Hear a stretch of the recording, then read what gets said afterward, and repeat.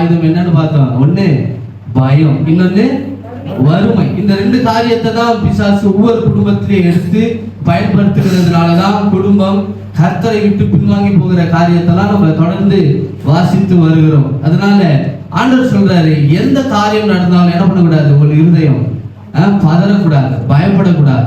அடுத்தது சொல்றாரு, நீங்கள் தேவனிடத்தில் விசுவாசமா இருக்கு. அதுக்கப்புறம் என்னிடத்திலும் விசுவாசம். அதனாலதான் விசுவாசம் என்கிற ஓட்டத்துல ஓடுகிற ஒரு மார்க்கம் தான் இந்த கிறிஸ்தவ மார்க்கம். ஒரு கை வைத்த சொல்லுவாங்களா, நம்பப்படுகிறவைகளின் உறுதியும் காணப்படாதவைகளின் நிச்சயமா இருக்கிறதா. நான் நம்பல, ஒரு விஷயத்தை நான் பார்க்கல, ஆனால் என் கர்த்தர் எனக்காக அதை வைத்திருக்கிறான்னு நீங்க நம்புறீங்களே, அந்த நம்பிக்கையை அவர் உங்க கரங்களை கொடுப்பார். எத்தனை பேர் ஆமென் சொல்ல முடியும்? இல்ல கை வைத்து அல்லேலூயா சொல்லுங்க பார்க்கலாம்.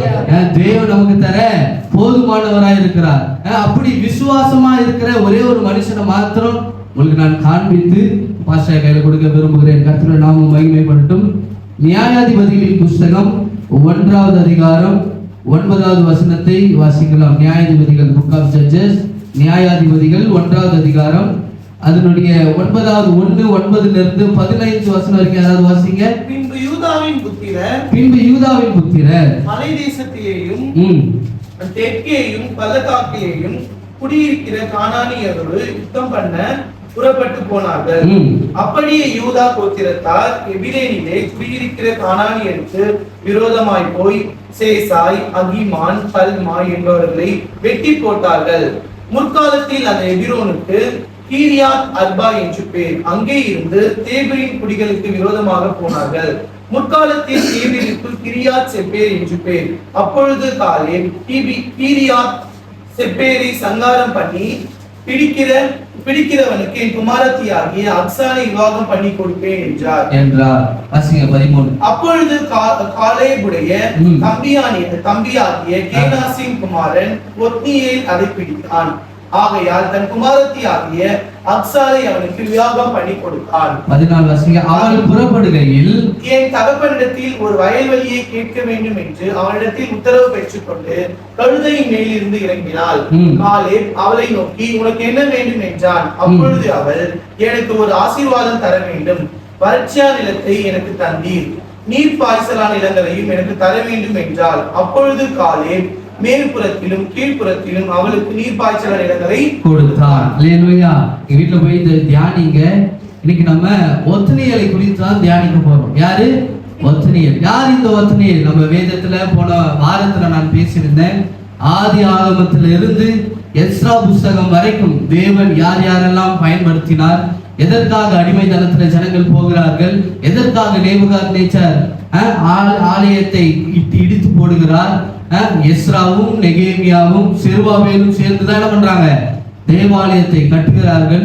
இதுல ராஜாக்கள் எல்லாரும் பிரிந்து போகிற ஒரு பெரிய ஸ்ட்ரக்சரை நம்ம போன வாரத்துல பார்த்தோம்.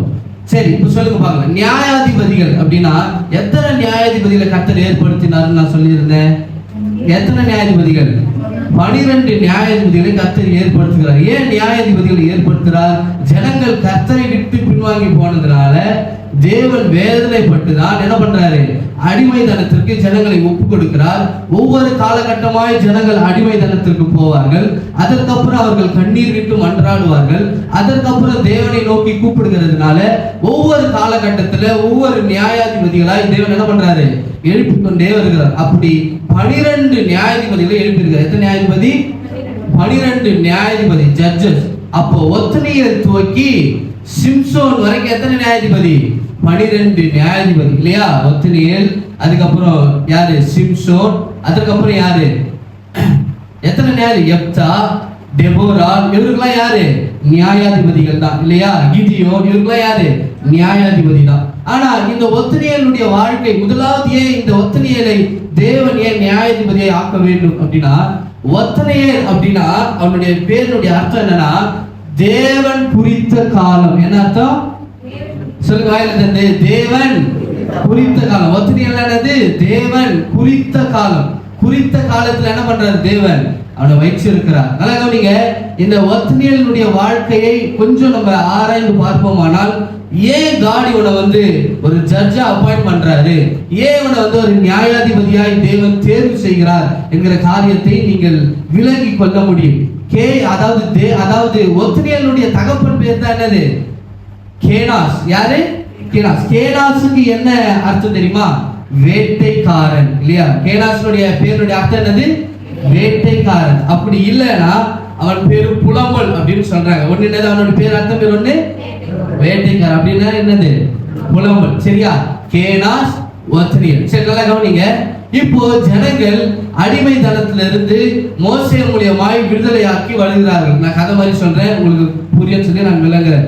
ஜனங்கள், இஸ்ரவேல் ஜனங்கள் மோசேனுடைய தலைமையில வனாந்திரத்துல 40 ஆண்டுகள் வனாந்திரத்துல வருகிறார்கள். மோசேனுடைய தலைமையில தான் வருகிறார்கள். மோசே இறந்ததற்கு பிற்பாடு யார் தலைமை இருக்கிறார்? யோசுவா தலைமை இருக்கிறார். யோசுவாவினுடைய காலகட்டத்திற்கு வந்து அந்த ஆற்றை கடந்து எதை பிடிக்கணும்? கானான் தேசத்தை பிடிக்கணும். தேவன் உண்டு பண்ணின, தேவன் வாக்குத்தத்தமாய் வைத்திருக்கிற பாலும் தேனும் ஓடுகிற கானான் தேசத்துல வைக்க வேண்டும் என்றுதான் வாக்குத்தத்தமே கொடுக்கப்பட்டிருக்கிறது. அதனால 12 கோத்திரம் இருக்கிறதுனால ஒவ்வொரு கோத்திரத்திலே ஆட்களை எடுத்து இந்த கானான் தேசம் எப்படி இருக்கிறது என்று வேவு பார்க்க அனுப்புகிறார். வேவு பார்க்கும் போது 10 பேர் சொன்ன ஆலோசனை எப்படிப்பட்ட ஆலோசனை? தூர ஆலோசனை. இந்த கானான் தேசத்தை நம்ம சுதந்திரிக்க முடியாது. இந்த கானான் தேசத்துல ராட்சசர்கள் இருக்கிறார்கள், ஏனாக்கியர்கள் இருக்கிறார்கள், அவர்கள் எல்லாரும் நல்ல பணம் படைத்தவர்கள், பலன் படைத்தவர்கள். இதுல என்ன பண்ண முடியாது?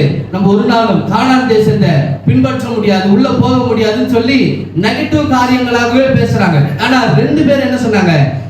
எளிதாய் நாம் சுதந்திரித்துக் கொள்ள போகிறோம். யார் அந்த 2 பேர்? ஒண்ணு காலேப், இன்னொன்னு பெனகாஸ். 2 பேர் என்ன சொல்றாங்க? லெகுவாய் நம்ம சுதந்திரித்து போகிறோம். சரியா? சரி, கவனிங்க.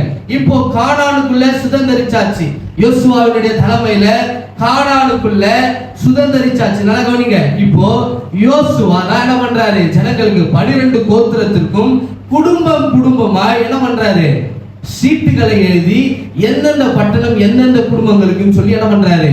சீட்டு போடுறாரு. எல்லாருக்கும் சீட்டுல விழுகிற இடம் தான் என்னது? எல்லாருக்கும், எல்லா குடும்பத்துக்கும் அந்தந்த இடம். ஆசீர்வாதமான இடம் வந்துச்சுன்னா ஆசீர்வாதம், வறுமையான வறட்சியான இடம் வந்தாலும் வறட்சியான இடம் யாருக்கு? அந்த குடும்பத்துக்கு. ஏன்னா யோசுவா தனிப்பட்ட ரீதியில தேர்வு செய்து கொடுக்கல, சீட்டு போட்டு தானே பண்றாங்க, ஜெபம் பண்ணி கொடுக்குறாங்க. அந்தந்த இடம் யார் யாருக்கு ஆண்டவர் நியமித்து இருக்கிறாரோ அந்தந்த இடம் தான் யாருக்கு? அந்தந்த ஜனங்களுக்கு. சரி, கவனிக்கிறீங்களா?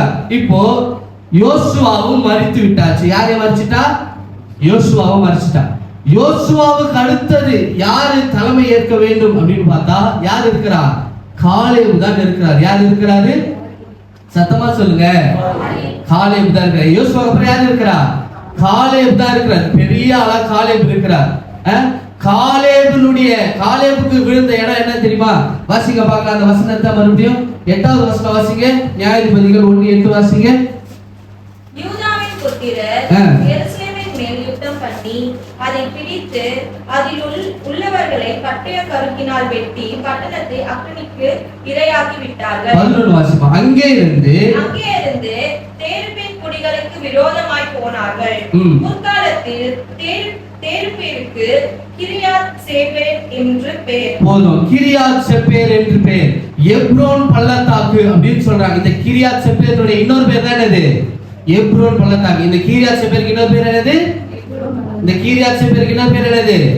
எப்ரோன் பள்ளத்தாக்கு. இந்த எப்ரோன் பள்ளத்தாக்கு நல்ல செழுமையான இடம். எப்படிப்பட்ட இடம்? செழுமையான இடம், ஆசீர்வாதமான இடம், எல்லாவித உடமையும் இருக்கிற இடம் தான் என்னது? இந்த எப்ரோன் பள்ளத்தாக்கு. இந்த எப்ரோன் பள்ளத்தாக்கு யாருக்கு இருக்கு அப்படின்னா காலேபுக்கு சீட்டு போடும்போது விழுந்துச்சு இந்த இடம். கவனிக்கிறீங்களா? காலேபுக்கு இந்த இடம் இருக்கிறது. ஆனால் காலேபினுடைய சொந்த தம்பியா இருக்கிற இந்த கேனாஸ் இருக்கிறார்ல, இந்த கேனாஸுக்கு எப்படிப்பட்ட இடம் விழுந்தது தெரியுமா? வறட்சியான இடம். எப்படிப்பட்ட இடம்? வறட்சியான இடம். அங்க வயல்வெளிகள்லாம் இருக்காது, அங்க விவசாய தொழில் செய்ய முடியாது, அங்கு தண்ணீர் இருக்காது, அங்கு உணவு இருக்காது, அங்கு பஞ்சம் தான் இருக்கும், அங்க வேதனை தான் இருக்கும், அங்க வியாதி நஷ்டங்கள் இழப்புகள் தான் அதிகமா இருக்கும். நல்ல கவனிங்க. அவனுடைய சொந்த தம்பியா இருக்கிற கேனாசுக்கு நல்ல வளமும் செழுமையுமான இடம் விழப்படல. ஆனால் காலேபுக்கு நல்ல இடம் விடப்பட்டிருக்கிறது. இப்போ கேனாசினுடைய காரியத்துக்கு வருவோம். கேனாஸ் என்னன்னு சொல்லியிருந்தேன், வேட்டைக்காரன். அப்படி இல்லைன்னா என்னது, புலம்பல். இப்போ கேனாசினுடைய தொழில் என்ன தொழில் அப்படின்னா, அங்க இருக்கிற அந்த காட்டு பகுதியில, அந்த வறண்ட நிலத்துல ஆடு மாடியில மிருகங்களை அடித்து புசிக்க வேண்டிய தொழில் தான் யாருடைய தொழில், இந்த கேனாசினுடைய தொழில் இல்லையா? எப்படி அடிக்கணும், ஆடு மாடு இல்ல மிருக ஜீவன்கள் எது எதெல்லாம் இருக்கிறதோ அந்த இடத்தெல்லாம், அந்த மிருகத்தை எல்லாம் அடிச்சு அடிச்சு அடிச்சு புசிக்க வேண்டும். இதுதான் கேனாசினுடைய தொழில். கேனாசினுடைய வாழ்க்கைக்கு பிறகு கேனாசினுடைய வாழ்க்கைக்கு பிறகு யார் தான் இருக்கிறா, அவனுடைய மகன் ஒத்னியேல் தான் இருக்கிறான். அவனுடைய மகன் யாரு, ஒத்னியேல் தான் இருக்கிறான். ஒவ்வொரு நாளும் காலையில் எழுந்திருக்கும் போது வேதனைகரமான வாழ்க்கை. ஆடு மாட்டுமா, மிருக ஜீவன்கள் ஏதாவது மாட்டுமா, இதை அடிச்சாதான் இந்த வீட்டுல சாப்பிட முடியும், இதை அடிச்சாதான் குடும்பத்தை பிழைப்பூற்ற முடியும், இதை அடிச்சாதான் குடும்பத்திற்கு அடுத்த வேளை உணவு ஆகாரம் இருக்க முடியும், இதை அடிச்சாதான் அவனுடைய வாழ்க்கை தரமே செயல்பட முடியும். அப்படிப்பட்ட ஒரு வாழ்க்கை தரம். இன்னைக்கு எத்தனை பேர் சொல்ல முடியும், என்னுடைய சம்பாத்தியம் கம்மியா இருக்கு ஆண்டவரே, இன்னைக்கு என்னுடைய வறுமை ரொம்ப லெகுவா இருக்கு, நாளைக்கு அந்த அடுத்த மாசத்துக்கு இந்த மாதத்தினுடைய வருமானம் எனக்கு பத்தல. எத்தனை பேர் சொல்றீங்க பாருங்க. ஒத்னியேலுடைய வாழ்க்கை அப்படிப்பட்ட ஒரு வாழ்க்கையா இருந்தது. அவனுக்கு பலவீனம், உடம்பு சரியில்லைனா கூட அவனால படுக்க முடியாது, உடம்பு சரியில்லைனா கூட அவனால கொஞ்சம் ரெஸ்ட் எடுக்க முடியாது. அப்படிப்பட்ட வாழ்க்கையில் இருந்தவன் தான் யாரு, ஒத்னியேல். அப்படிப்பட்ட வாழ்க்கையில் இருந்தவன் யாரு, வாய் தந்து சொல்லுங்க. அப்படிப்பட்ட ஒரு வாழ்க்கையில் இருந்தவன் யாரு, ஒத்னியேல். இப்படிப்பட்ட ஒத்னியேல் வேட்டையாடதான் வேண்டும், புலம்பி தள்ளுறான். ஒவ்வொரு நாளும் அவனுக்கு வேதனை, சஞ்சலம், கஷ்டம், இழப்பு, இப்படிப்பட்ட காரியங்கள் எல்லாம் யார் இருக்கிறா, ஒத்னியேல் இருக்கிறான். ஒரு அல்லேலூயா சொல்லுங்க பார்க்கலாம், சத்தமா ஒரு அல்லேலூயா சொல்லுங்க பார்க்கலாம். ஆனா அவருடைய பெரியப்பா இல்லையா, அப்பாவுடைய அண்ணன், பெரியப்பா தானே, அப்பாவினுடைய அண்ணன் பெரியப்பா எப்படி இருக்கிறாரு, நல்ல செழுமையா இருக்கிறார், எப்ரோன் பள்ளத்தாக்குல இருக்கிறார், நல்ல வளம் நிறைந்த ஒரு தேசத்துல இருக்கிறார், நல்ல ஆசீர்வதிக்கப்பட்ட ஒரு பட்டணத்துல இருக்கிறார். அப்ப அவனுடைய இருதயம் எப்படி கலங்கி இருக்கும். என்னுடைய அப்பாவினுடைய சொந்த அண்ணன் தான் யாரு, காலேபு. ஆனா எனக்கு என்ன பண்ணல, உதவி கூட பண்ணலையே, உதவி கூட ஒரு நாளும் பண்ணலையே. நாங்க ஒவ்வொரு நாளும் அதிகாலையில, ஒவ்வொரு நாளும் மதிய வேலையில, ஒவ்வொரு நாளும் சாயங்காலத்துல, ஒவ்வொரு வேலைக்கும் நாங்க சாப்பாட்டுக்கு திண்டாடுகிற வேலையில் நாங்க இருக்கிறோமே. ஆனா இந்த காலை என்ன பண்ணல, எங்களுக்கு உதவி செய்யலேன்னு சொல்ற ஒரு எண்ணம் இருக்குமா இருக்காதா சொல்லுங்க, இருக்குமா இருக்கா? ஒரு மனுஷனா இருந்தா அப்படிப்பட்ட எண்ணம் கண்டிப்பா இருக்கும். ஒத்னியேலுக்கும் அப்படிப்பட்ட எண்ணம் இருந்ததாகத்தான் வேத வல்லுநர்கள் சொல்லுகிறார்கள். இப்போ நல்லா கவனிங்க. இப்போ காலேப் ஒரு அனௌன்ஸ்மெண்ட் கொடுக்கிறார். என்ன அனௌன்ஸ்மெண்ட் அப்படின்னா, நல்லா கவனிங்க, எந்த இடத்தை கொடுக்கணும் அப்படின்னா, ஏனாக்கியர்கள், அதாவது ஏனாக் அப்படின்ற ஒரு ஊர்ல இவர் யுத்தம் பண்ணணும். நல்லா கவனிங்க, அதே ஏனாக்கியர் இடத்துல ஒரு யுத்தம் பண்ண வேண்டும். யார் யுத்தத்திற்கு போகிறார்களோ என்னுடைய மகள் என்ன பண்ணுவேன், திருமணம் செஞ்சு கொடுப்பேன் அப்படின்னு ஒரு அறிவிப்பு கொடுக்கிறார். யார் கொடுக்கிறாரு, காலேப் கொடுக்கிறார். கவனிக்கிறீங்களா? காலேப் என்ன அறிவிப்பு கொடுக்கிறாரு, அந்த தேசத்தை யார் பிடிக்கிறீங்களோ என் சார்பில் அவருக்கு என்ன கொடுப்பேன், என் மகளை கொடுப்பேன் அப்படின்னு சொல்லி ஒரு பெரிய அனௌன்ஸ்மெண்ட் கொடுக்கிறார். ஆனா யாருமே வரல. ஏன் அப்படின்னா, அந்த தேசம் மிகவும் ராட்சசர்கள் அதிகமா இருக்கிற தேசம், ஏனாக்கியர்கள் இருக்கிற தேசம் இல்லையா, ஏனாக்கியர்கள் இருக்கிற தேசம், ஏனாக்கியர்கள் ராட்சசர்கள் இருக்கிறாங்க. இதை குறித்து யாரும் வரல. யாருதான் வரா யுத்தம் பண்ணணும்னு சொல்லி, ஒத்னியேல் தான் வருகிறான். கை வைத்து அல்லேலூயா சொல்லுங்க பார்க்கலாம், சத்தமா அல்லேலூயா சொல்லுங்க பார்க்கலாம். இந்த ஒத்னியேல் வருகிறான். எதுக்கு வருகிறான், திருமணம் செய்ய வேண்டும் அப்படின்றதுக்காக வரானா, கிடையாது. அவனுடைய எண்ணம் நல்லா கவனிக்கணும். அவனுடைய எண்ணம் இது கர்த்தர், கானான் தேசம் கர்த்தருக்காக கொடுக்கப்பட்ட தேசம், கர்த்தர் எங்களுக்காக கொடுக்கப்பட்ட தேசம். இந்த தேசத்துல கர்த்தருடைய நாமம் மகிமைப்படணும். ஆமா, ஆனா இங்க கர்த்தருடைய பிள்ளைகள் இல்லாததுனால யார் தான் இருக்கிறா, ஏனாக்கியர்கள் இருக்கிறார்கள். இவர்களை விழுத்தி யார் இருக்கணும், கர்த்தருக்கு பிரியமான ஜனங்களை வைக்க வேண்டும். அந்த நோக்கத்துக்காக தான் யார் வரா முன்னாடி, ஒத்னியேல் வருகிறான். கரங்களை வைத்து அல்லேலூயா சொல்லுங்க பார்க்கலாம். அவனுடைய எண்ணத்தை கர்த்தர் திருமணம் பண்ணிக்கணும் அப்படின்னு வரல. திருமணம் பண்ணிட்டா காலேபினுடைய சொத்து அவனுக்கு வந்துடும் சொல்லி வரல. கர்த்தருக்காக என்ன பண்றான், முன்னாடி நிற்கிறான். அல்லேலூயா. பாருங்க, ஒத்னியேல் அந்த போர்ல, அந்த யுத்தத்துல ஜெயம் பெறுகிறான். ஜெயம் பெற்றதற்கு பின்பாக பாருங்க, காலேபை குறித்து நம்ம அநேக காரியத்தை பேசி இருக்கிறோம் இல்லையா? பரிசுத்தவான், 80 வயதிலும் பலன் குறுகல, போருக்கு யுத்தத்துக்கு போக்கும் வரத்துமா இருந்தான்னு சொல்லி நியாயாதிபதிகளை நீங்க வாசிக்கலாம். அப்போ இப்படிப்பட்ட கேரக்டர் உடைய காலேப், எல்லா மனுஷனுக்கும் ஒரு வீக் பாயிண்ட் இருக்கல. காலேபுடைய வீக் பாயிண்ட் என்ன தெரியுமா? நல்ல கையிட்டு கொடுக்க சுபாவமே இல்லாத ஒருவன். ஒரு அலையில சொல்லுங்க பார்க்கலாம். கை வைத்து அலையில சொல்லுங்க பார்க்கலாம். தேவன் எப்படி ஆசீர்வதித்து இருக்கிறார்? என்ன பண்ணணும்? கையிட்டு கொடுக்கணும். பாருங்க, பெண் கொடுக்க போறான்.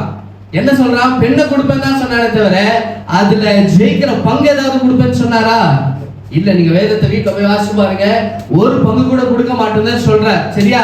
இப்போ அந்த யுத்தத்துல ஜெயித்து ஒத்தனையில என்ன பண்ணியாச்சு? ஒத்தனையில என்ன பண்ணியாச்சு? காலேபுடைய மகளை திருமணம் செஞ்சாச்சு. யார் திருமணம் பண்ணிட்டாரு? காலேபுடைய பொண்ணை திருமணம் பண்ணியாச்சு. ஒட்டகத்துல ஏறி அவருடைய வீட்டுக்கு எங்க போனோம்? காலேபுடைய மகள் அந்த வறண்ட நிலத்துக்கு தான் போனோம். ஏன்னா மாப்பிள்ளுடைய வீடு எங்க இருக்கு? வறண்ட நிலம் இல்லையா? நல்லா கவனிங்க.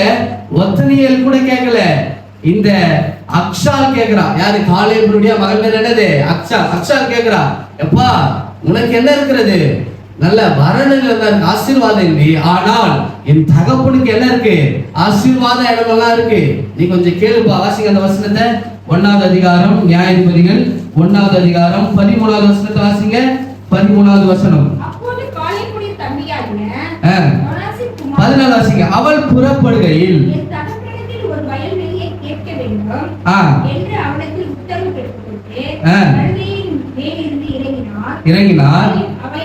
காலேப் அவளை நோக்கி உனக்கு என்ன வேண்டும் என்ற. நல்ல கவனிங்க, இந்த ஒத்னியேல் கிட்ட சொந்த மனைவி அக்ஷால் கேக்குறா, எங்க அப்பா கிட்ட வளமை இருக்கிறதப்பா, எங்க அப்பா கிட்ட ஆசீர்வாதம் இருக்கு, போய் கேளப்பான்னு சொல்லும்போது ஒத்னியேல் என்ன பண்ணல?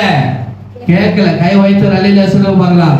நல்ல கை வைத்து அலையில சொல்லுங்க பார்க்கலாம். இன்னைக்கு இப்ப பாஸ்டர்ங்க ஊழியக்காரங்க சொல்லும் போது ஒத்தனியல் கேட்க சொன்னாரான்னு சொல்லி நீங்க கிளம்பிடுறீங்க, நீங்களும் கேட்கலாம் அப்படின்னு சொல்லி. அப்படி அல்ல. ஒத்தனியல் என்ன சொல்றாரு? எதுவுமே கேட்கல. ஆனா அக்ஷாலே என்ன பண்றா? இறங்கி காலேப் எடுத்து என்ன கேட்கிறா பாருங்க. 14 வாசிங்க, 15 வாசிங்க. அப்போது அவள் எனக்கு ஒரு ஆசீர்வாதம் தர வேண்டும், வறட்சியான நிலத்தை எனக்கு தந்தி. அப்போது காலேப் மேற்புறத்திலும் கீழ்ப்புறத்திலும் நீர் பாய்ச்சலான நிலங்களை கொடுத்தான். கை வைத்து ஒரு அலையில சொல்லுங்க பார்க்கலாம். சத்தமா ஒரு அலையில சொல்லுங்க பார்க்கலாம். பாருங்க, கேட்டதுனாலதான் கொடுக்குறான். காலேப் இப்படிப்பட்டவனா இருக்கிறாங்க. மகளுக்கு என்ன பண்ணணும்? மனமுகந்து கொடுக்கணும் இல்லையா? ஆனா மகளே வந்து கேட்கிறா, என்னன்னு? உங்களுக்கு ஒரு நீர் பாய்ச்சலான இடம் கொடுங்க. ஏன்னா என்னுடைய கணவருக்கு என்ன இல்ல, நல்ல ஆசீர்வாதமா இல்ல. அவர் வந்து என்ன திருமணம் பண்ணதுக்காக வரல, தேவனுக்காக, கர்த்தருடைய பிள்ளைகள் இருக்கணும், தேனாக்கியர்களா இருக்கக்கூடாது என்பதற்காக தான் போர் செய்து வந்தார். அதனால என்ன பண்ணணும்? கொடுக்கணும்னு சொல்லும்போது கொடுக்கிறார். சரியா? இதனால ஒத்தனியல் ஆசீர்வதிக்கப்பட்டானா அப்படின்னா அப்படி அல்ல. ஒத்தனியனுடைய இருதயத்தை கர்த்தர் பார்த்தார். கரங்களை வைத்து ஒரு அலையில சொல்லுங்க பார்க்கலாம். என் பிள்ளை வறட்சியான நிலத்துல இருந்தாலும், என் பிள்ளை வறுமையில இருந்தாலும், என் பிள்ளை கஷ்டத்துல இருந்தாலும், என் பிள்ளை பாடுபடுகிற வாழ்க்கையில இருந்தாலும் என்னதான் கேட்கல? என் இடத்துல ஆசீர்வாதத்தை கேட்கல, எனக்காக நிக்கணும்னு ஆசைப்படுறாங்க. அல்லேலூயா. இன்னைக்கு தேவன் நம்மோடு எதிர்பார்க்கிற ஒரு விஷயம், நீங்க கர்த்தருக்காக ஏதாவது என்ன பண்ணணும்? செய்யணும். ஒரு அலையில சொல்லுங்க. சத்தமா ஒரு அலையில சொல்லுங்க பார்க்கலாம். சபைக்கு வருகிறது, அடிக்கடி நான் சொல்றேன், சபைக்கு வருகிறது முக்கியம் அல்ல. நீங்களும் நானும் வெள்ளை சேலை வெள்ளை சட்டை போடுகிறது முக்கியம் அல்ல. உங்கள் எண்ணம், என்னுடைய எண்ணம், நல்ல சுபாவம் உடையவர்களாய் நாம் இருக்க வேண்டும். அல்லேலூயா. நல்ல சுபாவம். அதான் சொல்ற, நீங்களே எனக்கு சாட்சிகளா இருக்கிறீர்கள் இல்லையா? நீங்கள் என்னிலும் நான் உங்களிலும் நிலைத்திருப்பீர்களானால் நீங்கள் நல்ல கனி, சாதாரண கனி அல்ல, நல்ல கனி. கலாத்தியர் நீங்க வாசிக்கும் போது ஆவியின் கனியோ அன்பு, சமாதானம், சந்தோஷம், நீடிய பொறுமை, சாந்த குணம், நற்குணம், இப்படி 7 காரியங்களை நீங்கள் வாசிக்க முடியும். இதெல்லாம் வரணும்னா என்னுடைய சுபாவம் மாறணும். பக்கத்துல கை கொடுத்து சொல்லுங்க பார்க்கலாம். என் சுபாவம் மாறணும். பக்கத்துல கை கொடுத்து சொல்லுங்க, எப்பா என் சுபாவம் மாறணும்ப்பா, என் பேச்சு மாறணும், என்னுடைய சிந்தை மாற வேண்டியது மிக அவசியமா இருக்கிறது. கை வைத்து அலையிலியா சொல்லுங்க. சத்தமா அலையிலியா சொல்லுங்க பார்க்கலாம். நியாயாதிபதிகள் 3:7 வாசிங்க. முடிச்சிட்டேன். நியாயாதிபதிகள் 3:7 வாசிங்க. நல்லா கவனிங்க. இப்போ ஜனங்கள் ஆண்டவரை விட்டு பிரிந்து இருக்கிறதுனால வாசிங்க. இப்படி இஸ்ரவேல் புத்திரர் தங்கள் தேவனாகிய கர்த்தரை மறந்து பாகால்களையும் தோப்பு விக்கிரகங்களையும் சேவிக்கிற போது கோபம் உள்ளவராகி மெசொப்பொத்தாமியாவின் ராஜாவாகிய கூஷான் ரிஷபதாயின் கையிலே விற்று போட்டார். இப்படி இஸ்ரவேல் புத்திரர் 8 வருஷம் செய்தாங்க. 8 வருஷம் அடிமைத்தனத்துல இருக்கிறாங்க. கூஷான் ரிஷபதாம் என்கிற ஒரு ராஜாவுக்கு கீழே அடிமைத்தனத்துல இஸ்ரவேல் ஜனங்கள் போய்விட்டார்கள். யார் அனுமதிக்கிறா? இத கர்த்தர் தான் அனுமதிக்கிறார் இல்லையா? இந்த கூஷான் ரிஷபதாம் அப்படின்னா என்ன அர்த்தம்னா இருண்ட காலம். என்ன அர்த்தம்? சத்தமா சொல்லுங்க. இருண்ட காலத்துல 8 வருஷம் ஆண்டவர் வேணும்னு என்ன பண்றாரு? ஜனங்களை அடிமைத்தனத்துக்கு போடு. ஏன்னா கர்த்தரை விட்டு பின்வாங்கி போயிட்டாங்க. கர்த்தருடைய கற்பனைய கை கொள்ளாததுனால. அதுக்கப்புறம் என்ன நடக்குது பாருங்க. 9 வாசிங்க. கர்த்தர் காலேபின் தம்பியான எப்படி இருக்கு பாருங்க. காலேப் இல்ல, நல்லா கவனிக்கணும். யோசுவாவுக்கு அடுத்து பெரிய ஆள் யார் இஸ்ரவேல்ல? காலேப் தான் இருக்கிறான். காலேப் தானே கர்த்தர் அழைக்கணும். ஜனங்க எல்லாம் அடிமை ஆயிட்டாங்க. நீதாம்மா நியாயாதிபதின்னு சொல்லி யார் அழைக்கணும்? காலேப் தான் அழைக்கணும். காலேப் தான் நல்ல செல்வம் வாய்ந்தவனா இருக்கிறான். காலேப் தான் நல்ல பட்டணத்தை கட்டினவனா இருக்கிறான். காலேப் தான் 80 வயதிலும் பலன் குறையாதவனா இருக்கிறான். ஆனா கர்த்தர் காலேப் அழைக்கல. யார் அழைக்கிறார்? ஒத்னியேல. கையை வைத்து அல்லேலூயா சொல்லுங்க பார்க்கலாம். அவருடைய இருதயத்தை பார்த்தாராம் கர்த்தர். அல்லேலூயா. அத ஆண்டவர் சொல்றார் வெளிப்படுத்தல 7 கண்கள், என்னுடைய பரிசுத்தமுள்ள 7 கண்கள் பூமி எங்கும் உலாவி சுற்றி திரிகிறது. அவர் பார்க்கிறார் பாருங்க. செருபாபேலுடைய தூக்கு நூலை பிடிக்கும் போது யார் பார்க்கிறா? கர்த்தருடைய 7 கண்கள் பார்த்து சந்தோஷப்படுகிறது என்று வேதத்துல வாசிக்கிறோம். எஸ்ரா புத்தகத்துல. அப்ப பாருங்க, பார்த்து என்ன சொல்றாரு பாருங்க. கர்த்தர் இஸ்ரவேல் புத்திரரை ரட்சிக்கும்படி காலேபின் தம்பியான கேனாசினுடைய குமாரன் வாசிங்க. ஒத்னியேல் என்னும் எழும்ப பண்ணினார்.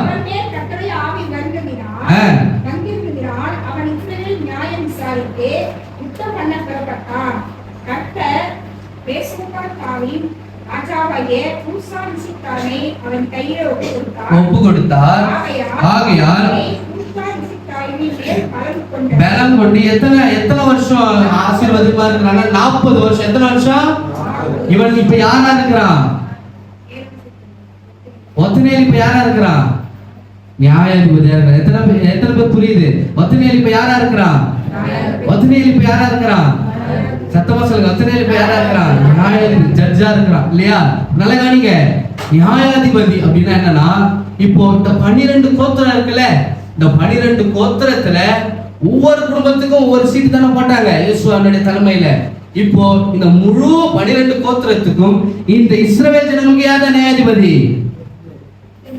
ஒத்னியேல் தான் நியாயாதிபதி. அப்ப நியாயாதிபதி என்னன்னா, இவன் ராஜாவை போல சிம்மாசனத்துல உட்கார்ந்து இருக்கணும்.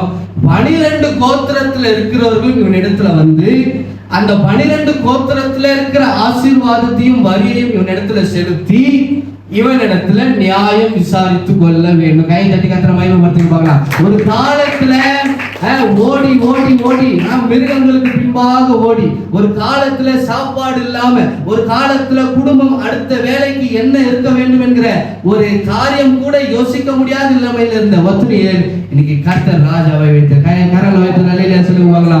இது போல 12 நியாயாதிபதிகளை ஏற்படுத்தி இருக்கிறார் கர்த்தர். அல்லேலூயா. சத்தமா அல்லேலூயா சொல்லுங்க பார்க்கலாம். அது நம்மோடு கூட இடைப்படுவார்.